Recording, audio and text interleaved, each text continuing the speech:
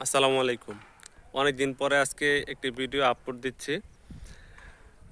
গতকালকে দেখছেন আপনারা ডাকসু নির্বাচন হয়েছে, সেখানে শিবির বিপুল ভোটে পাশ করছে। মানে একরকম আর দুই রকম না, অনেক বেশি ভোট। কোথায় 500 ভোট আর কোথায় 1400 ভোট।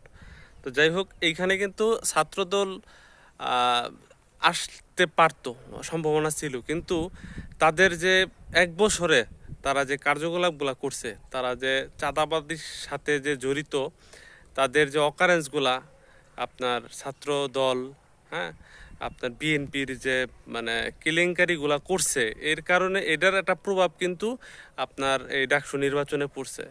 আপনার আবিদ ছেলেটা কিন্তু অনেক ভালো, তার ব্যবহার কিন্তু নম্রভদ্র, কিন্তু তার হিসাবে এই জায়গায় যদি আপনার আহ, শিবিরের ব্যবহার তো অত্যন্ত ভালো, এটা বলার বাহুল্য, কিন্তু এইখানে আবিদ যদি মানে শিবির না থাকতো, আবিদ থাকতো, অবশ্যই আবিদ এখানে পাশ করার মতো একটা ছিল তার, কারণ তার ব্যবহার অনেক ভালো ছিল। কিন্তু এটা দলের একটা প্রভাব, সে যেহেতু ছাত্র দলের একটা ম্যান্ডেট নিয়ে দাঁড়াইছিল, তো সেই ক্ষেত্রে এই দলের একটা প্রভাব কিন্তু তার উপরে পড়ছে।